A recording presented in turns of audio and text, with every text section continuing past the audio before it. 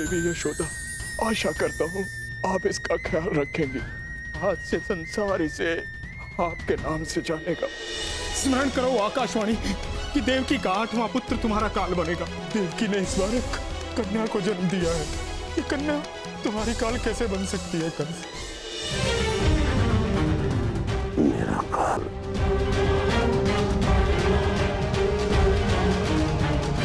कंस!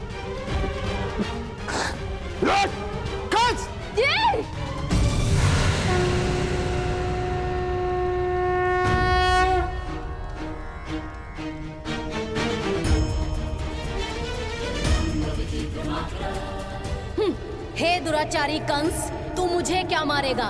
पहले अपनी गति तो संभाल ले। संसार को तुझसे त्राण देने वाला इस संसार में जन्म ले चुका है और तेरी पहुंच से दूर है। तेरी मृत्यु अटल है मूर्ख। जन्म लिया हो या ना लिया हो, पर तेरा वध निश्चित है।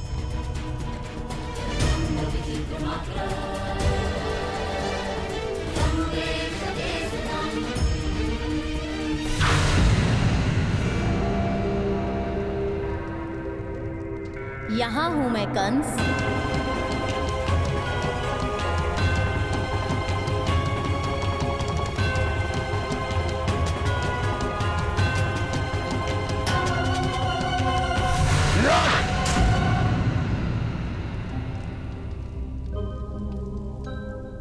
किसे ढूंढ रहे हो कंस?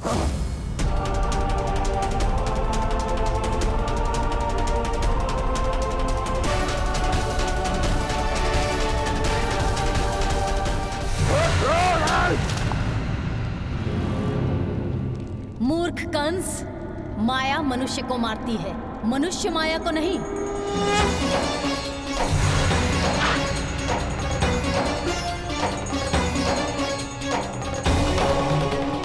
यहां हूं मैं कंस।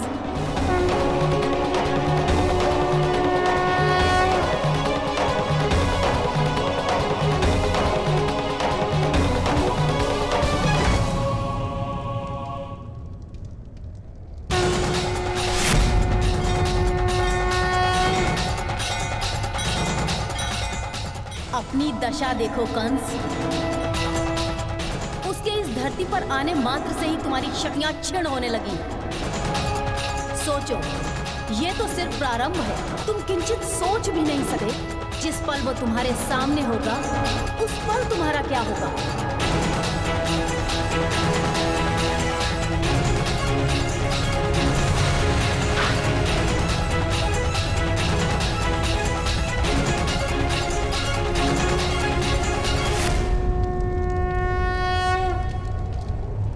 विष्णु, तू मुझे नहीं मार सकता क्योंकि तू मेरे शक्ति से परिचित नहीं है। तू मुझे नहीं मार सकता। सुना तूने?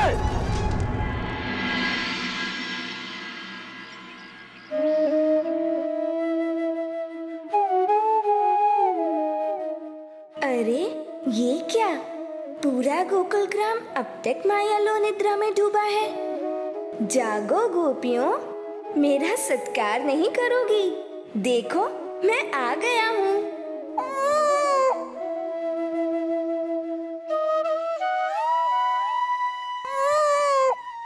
ओहो, कितना सुंदर बालक है। बधाई हो यशोदा नंदरानी, लल्ला हुआ है।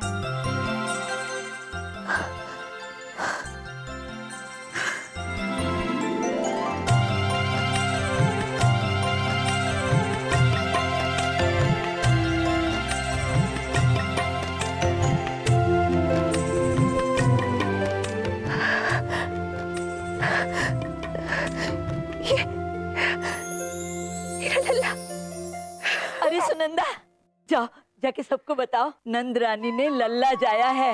नंद जी के घर लाल आया है, लाल।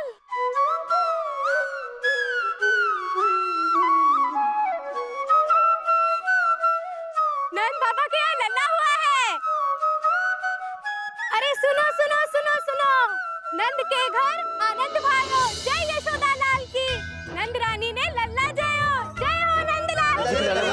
नंद जी को लल्ला भयो। अरे सुनो सुनो सुनो, नंद बाबा के यहाँ लल्ला हुआ है। नंद बाबा के घर लल्ला हुआ है। हाँ, नंद बाबा के घर लल्ला हुआ है। अरे कितना सुंदर लल्ला है। मैंने आज तक इतने नवजात देखे हैं, लेकिन ऐसा मन को मोह लेने वाला लल्ला तो बस आज ही देखा है। मेरी तो दृष्टि ही नहीं हट रही है इससे।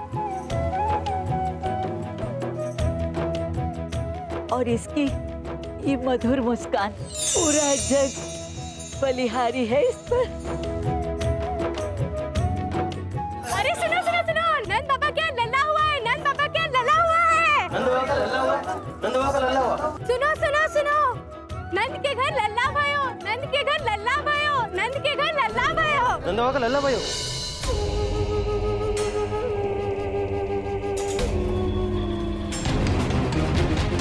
तुम्हें भयभीत होने की आवश्यकता नहीं है बहन। अब तो भयभीत होंगे वो समस्त देवता जिन्होंने इस कंस के साथ छल किया, ऐसा षड्यंत्र किया कि मैं तुम्हारे पुत्रों को मारने में व्यस्त रहा और वहां उस विष्णु ने जन्म ले लिया।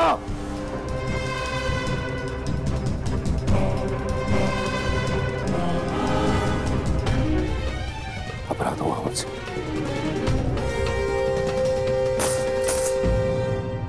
क्षमा दे दो मुझे।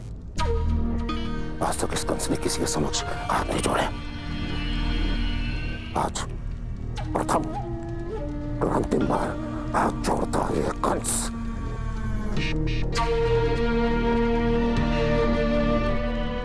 क्षमा कर दो मुझे, क्षमा कर दो। देखो मैंने तुम्हारे सुनहरे वर्ष छीन लिए। इस भाई के हाथ सदैव अपनी बहन के लिए उठे। आज इन्हीं हाथों से मैंने अपनी बहन के सुखों को सुहाग कर दिया। बस अब और मैं तुम दोनों को इस दशा में नहीं देख सकता। बस प्रहरी, शीघ्र शीघ्र मेरी बहन और बहनोई को बंधन मुक्त करो। आज से तुम दोनों मुक्त हो। परंतु कंस एक प्रण लेता है कि उस विष्णु ने जहां कहीं भी जन्म लिया हो, वो धरती हो, आकाश हो, पाताल हो, उसे ढूंढकर मैं उन्हें अपने इन्हीं हाथों से समाप्त करूंगा और ऐसी मृत्यु दूंगा कि मृत्यु भी भयभीत हो जाएगी। कल से माधव, कितना मूर्ख था वो कंस। इतना सब कुछ होने के बाद भी वो स्वयं को आपसे भी अधिक शक्तिशाली समझ रहा था। हाँ रुक्मणी, जब नाश निकट आता है तो सबसे पहले विवेक मर जाता। जब बुद्धि पर दम का प्रभाव पड़ जाता है तो मनुष्य का यही हाल होता है। वो चाहे कितना भी समर्थवान हो, अपना सामर्थ्य अपने ही दम से समाप्त करता जाता है।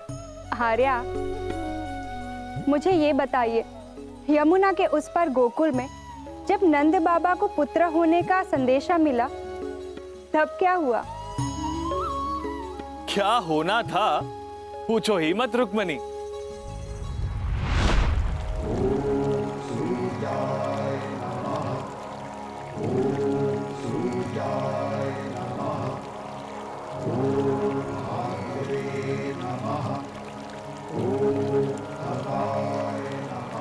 नंद बाबा, नंद बाबा।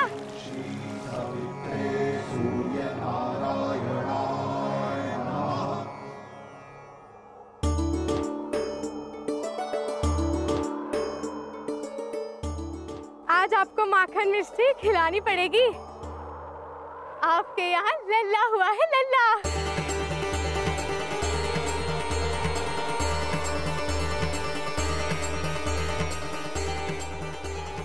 वर्षों की तपस्या, वर्षों का तपोफल आज पूर्ण हुआ। धन्य हो प्रभु, धन्य हो। नंद बाबा आपकी पगड़ी।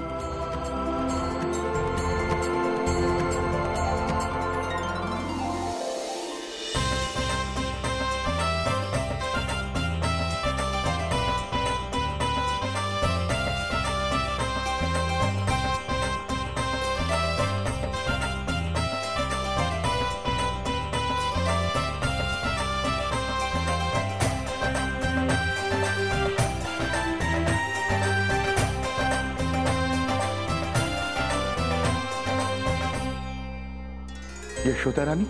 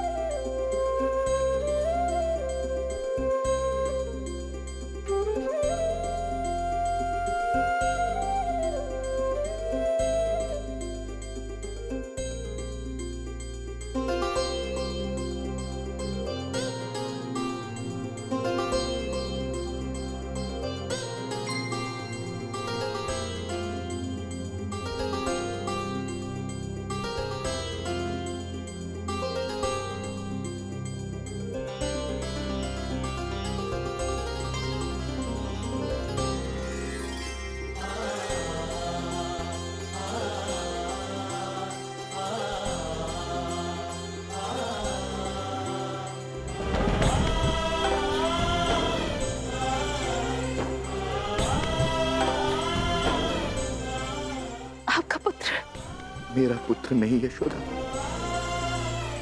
हमारा पुत्र यशोदा का लाल, नंद का लाल, हमारा लल्ला।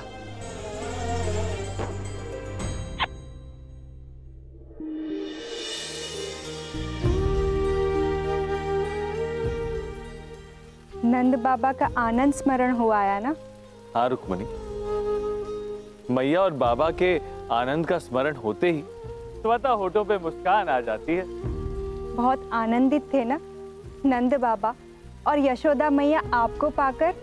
ऐसे कौन से माता पिता होंगे जिन्हें पहली बार अपने संतान का मुख देखकर प्रसन्नता नहीं होती होगी। एक ही पल एक स्त्री सब नातों से ऊपर उठकर माता बन जाती और एक ही पल में एक पुरुष सारे उत्तरदायित्वों को भूलकर एक पिता बन जाता है।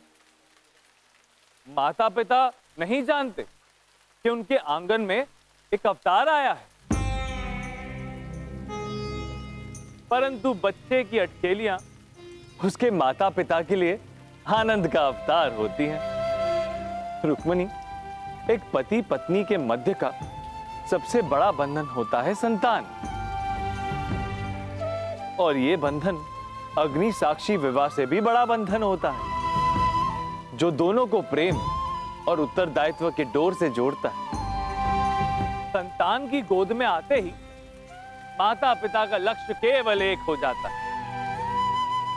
वो जो संसार में रोते हुए आकर भी उनके मुख पर मुस्कान ले आया है, उसकी आंखों से आंसू कभी न बहें। यूं कहो कि माता पिता के अस्तित्व का विस्तार उनकी संतान में हो जाता है। हर मनुष्य के सपने भिन्न होते हैं, परंतु संतान आने के पश्चात हर माता पिता अलग अलग आंखों से केवल एक ही स्वप्न देखते हैं। फिर मैया और बाबा का तो वर्षों पुराना सपना पूरा हुआ था। लंबी अवधि के पश्चात उनके आंगन में किलकारियां गूंजी थी, जिसने उनके हृदय को भीतर तक आनंद से भर दिया था। दाइमा दाइमा, हमें भी यशोदा काकी के लल्ला को देखना है। अरे अरे, तुम लोग यहाँ क्या कर रहे हो? शोर मत करो, चलो जाओ यहाँ से, लल्ला जग जाएगा। लल्ला, लल्ला तो रो क्यों रहा है? लल्ला, तेरी मैया तेरे पास है। लल्ला, दाई माँ देखिए ना, दाई माँ देखिए ना, लल्ला कब से रो रहा है, समझ में नहीं आ रहा है। बाहर से आ रही ध्वनियों की वजह से इसकी नींद टूट जा रही है, इसलिए ये रो रहा है। क्या करूं यशोदा रानी, आज सारा गोकुल तुम्हारे आंगन में जमा हो गया है। सब तुम्हारे लाल को देखने के लिए उतावले हो रहे हैं। अब बताओ, ये भी भूल गए कि नवजात शिशु को 40 दिन से पहले किसी को दिखाया नहीं जाता। हाँ तो कह दीजिए उनसे कि 1.25 माह पश्चात उत्सव होगा, तभी आकर मिल लेंगे लल्ला से। रुकिए प्रभा जी। यशोदा, लल्ला मुझे दे दीजिए।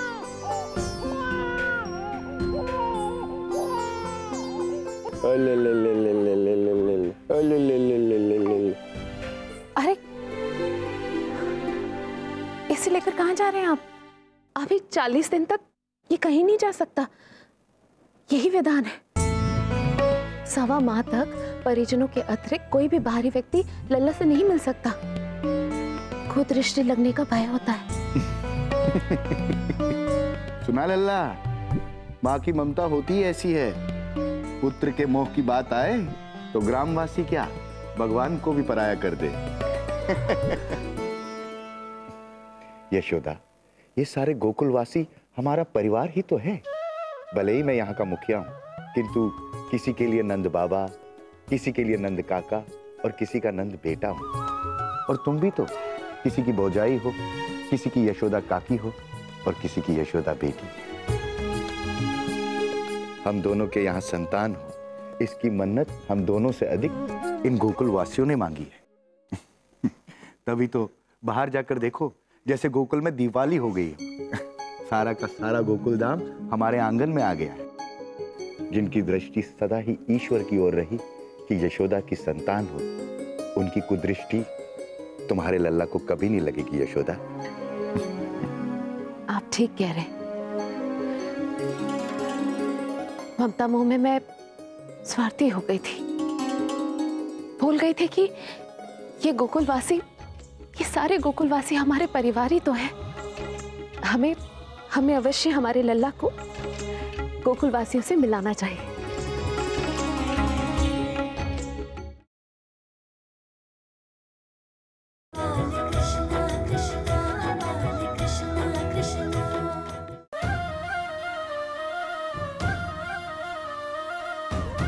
ओ लो लो लो लो लो लो लो लो लो, देख तेरे परिजन तुझसे मिलने आए हैं। देख लीजिए।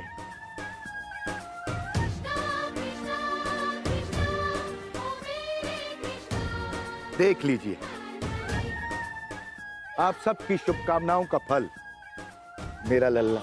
नंद के आनंद भयो, नंद के आनंद भयो, नंद के नंदलाल की। मैं भी आपका हूं और मेरा लाल भी सारे गोकुल का है।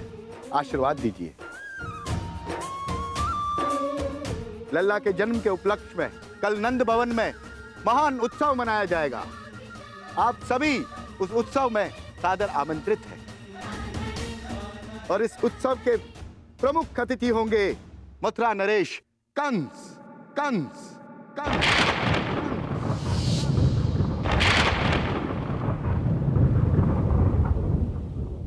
कैसा महान पल है। सृष्टि है कि थमने का नाम ही नहीं ले रही। प्रतीत होता है मानो पृथ्वीलोक स्वर्गलोक से भी सुंदर हो गई है। सूर्यदेव, आप बड़े भाग्यशाली हैं जो वहां स्वयं उपस्थित होकर इस मनोरम दृश्य का आनंद उठा रहे हैं। सही कहा आपने देवेश। जब भी प्रभु इस पृथ्वी पर अवतार के रूप में उपस्थित होते हैं, मुझे ये सुंदर अवसर मिल ही जाता है। नारायण नारायण, प्रणाम प्रणाम प्रणाम प्रणाम इंद्रदेव। नारायण नारायण। प्रणाम देव मुनि। कहिए, क्या हाल है पृथ्वीलोक के? नारायण नारायण। ऐसे प्रतीत होता है इंद्रदेव, ऐसे प्रतीत होता है कि समस्त पृथ्वी लोक पे गोकुल जैसा सुंदर स्थान और कोई है ही नहीं। समस्त गोकुलवासी नंद जी के द्वार पे दौड़े चले जा रहे हैं। मनुष्य प्रभु के अवतार का आनंद उठा रहे हैं इंद्रदेव। नारायण नारायण। परंतु इंद्रदेव, हमें यह भी ज्ञात है कि यहाँ पर उपस्थित समस्त देवगण अपना मन मारकर यहाँ पर बैठे हैं। यद्यपि उनकी तीव्र इच्छा है कि वे भी नंदलाल का दर्शन करें, परंतु चाहकर भी वे प्रभु के बाल रूप का दर्शन नहीं कर पा रहे हैं इंद्रदेव। तनिक कुछ कीजिए ना इंद्रदेव, कुछ कीजिए। इस बाधा का क्या हल है देवर्षि? नारायण नारायण। इंद्रदेव, इस बाधा का एक ही हल है। यदि आप चाहें तो हम समस्त देवगण गोकुल वासियों के भांति नंद जी के द्वार पे आनंद उठा सकते हैं। उन्होंने बड़ा आयोजन किया है और इंद्रदेव, ऐसा शुभ अवसर हम सभी को फिर कभी मिलेगा। हाँ हाँ देवऋषि, क्यों नहीं। हम सभी देवतागण प्रभु के बाल रूप के दर्शन हेतु अवश्य जाएंगे।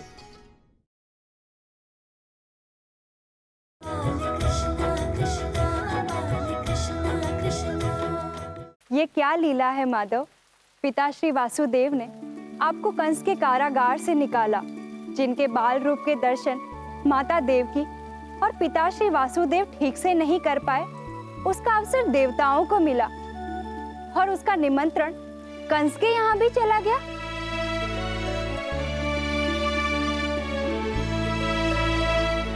इस जगत में कुछ भी अकारण नहीं होता रुक्मणी।